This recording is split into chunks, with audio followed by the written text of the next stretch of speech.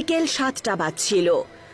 লাইব্রেরিতে একা বসে থাকা একটা মেয়ে একটা মোটা বই পড়ছিল। বিজয়গড়ে একটা জঙ্গল আছে। এই জঙ্গলটা তো খুবই সুন্দর, কিন্তু তা সত্ত্বেও এর ভেতরে প্রচন্ড খালি থাকে।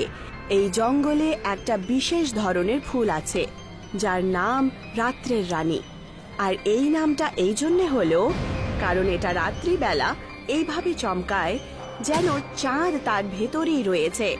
কিন্তু গ্রামের অশিক্ষিত লোকেরা বলে যে এই ফুলে একটা আত্মার বাস রয়েছে, আর যদি কোনো মানুষ এই ফুলটা 3 বার শুঁঙে নেয় তাহলে এইটুকু পড়ার পর সে পরের পেজটা খুলে দেয়।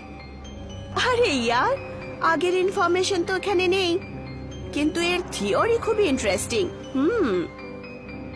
সে বইটা বন্ধ করে আবার শেলফে রেখে দেয় আর লাইব্রেরি থেকে বাইরে বেরিয়ে যায়।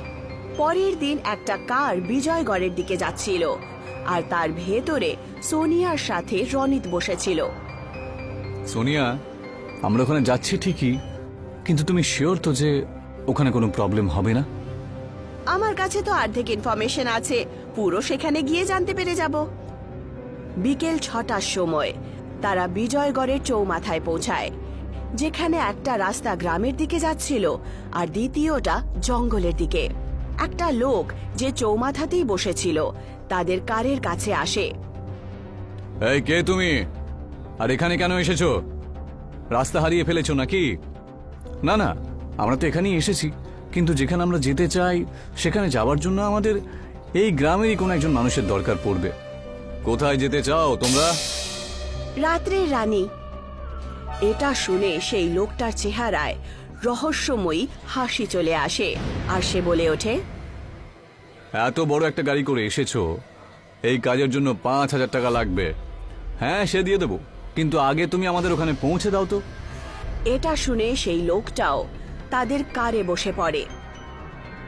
গাড়িটা জঙ্গলের দিকে ঘুরিয়ে নাও, তারপর রাস্তা আমি তোমাদেরকে বলছি। সেই লোকটার নকশায় চলতে চলতে তাদের কার জঙ্গলের ঠিক মাঝখানে চলে আসে। সামনে খুব ঘন জঙ্গল আর বাগানের মতো দৃশ্য দেখতে পাওয়া যায়। তার ঠিক মাঝখানে কিছু চমকাচ্ছিল মনে হলো। ওই যে বড় বড় ঝুপড়িটার কাছে কি একটা ঝলমল করছে, ওটাই হলো রাতকিরানির জায়গা, বুঝেছো? এরপর আমি কিন্তু আর যাব না। Thank you. এইটুকু বলে রনিত সেই লোকটাকে টাকা দিয়ে দেয়, আর সেই লোকটা বলে, সকাল পর্যন্ত যদি বেঁচে থাকো তাহলে কিন্তু বেরিয়ে যেও, কারণ সকাল সকাল প্রধান মশাইয়ের লোকজন এখানে তদারকি করতে চলে আসে। এইটুকু বলে সেই লোকটা ওখান থেকে চলে যায়। চলো এবার আমরা এগিয়ে যাই। গ্রামের লোকটা তো নিজের আসল সত্যটা দেখিয়ে গেল, অসভ্য লোক কোথাকার। এইটুকু বলে রনিত আর সোনিয়া কার দিয়ে বেরিয়ে যায় আর এগিয়ে যায়। কিছুক্ষণ যাওয়ার পর ওরা তার কাছে পৌঁছে যায়। তখন তারা দেখতে পায় যে সত্যি একটা ফুল ছিল, আর সেটা রাত্রিবেলা এইভাবে চমকাচ্ছিল যেন সত্যি তার মধ্যে চাঁদ ঢুকে গেছে। Wow, it's so beautiful. দুজনে সেটাকে মন দিয়ে দেখে। এর ফটো নাও না।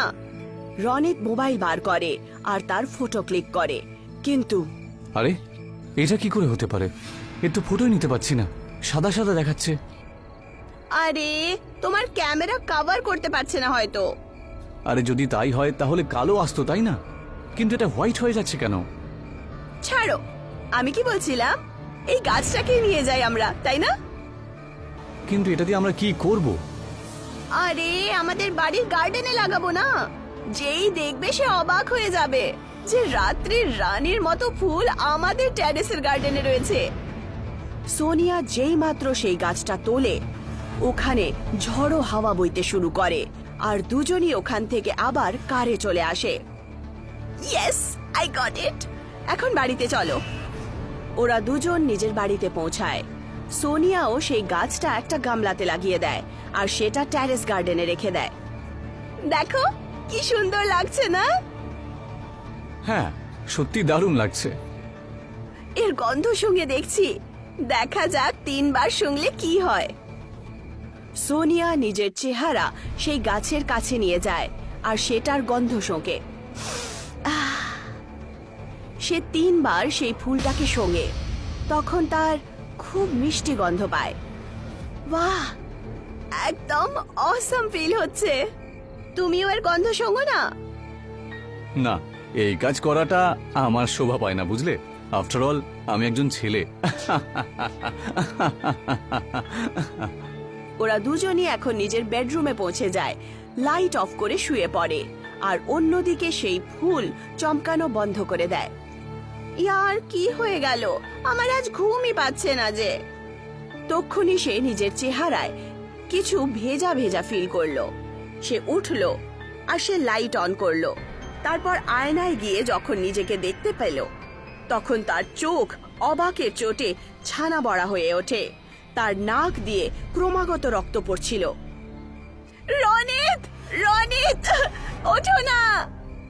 রনিত তার আওয়াজ শুনে উঠে পড়ে, আর সেও অবাক হয়ে যায়। তোমার নাক দিয়ে রক্ত বেরোচ্ছে কি করে? তক্ষুনি সোনিয়ার চোখ আর কান দিয়েও রক্ত বেরিয়ে আসে। সোনিয়া, সোনিয়া, এসব কি হচ্ছে তোমার?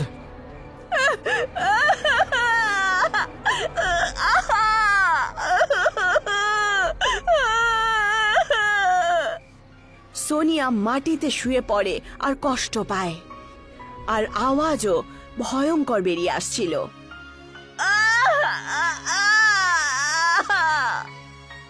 সে রনিতের কথার কোনো উত্তর দিচ্ছিল না, আর নাই তার কথা শুনতে পাচ্ছিল। একে এই অবস্থায় গাড়ি করে নিয়ে যেতে পারবো না, আমি অ্যাম্বুলেন্সকে কল করি।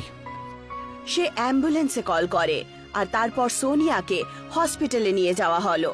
ডক্টর তাকে ইনজেকশন দিল। তখন সে শান্ত হয়ে ঘুমিয়ে পড়ে। ডাক্তারবাবু, ওর কি হয়েছে? ওর শুধু মাথার একটু গন্ডগোল হয়েছে, বুঝলেন? আরে কি বলছেন নাকি আপনি? ও পাগল নয়। আর ওর নাক আর চোখ দিয়ে যে রক্ত বেরোলো সেটার কি হবে? এর ডাক্তারের কাছেও কোনো উত্তর ছিল না। উনি কিছু বলতেন, তক্ষুনি সোনিয়ার চোখ খুলে যায়। তার চোখ লাল হয়ে গেছিল, আর সে ভয়ঙ্কর রূপে হাসতে শুরু করে।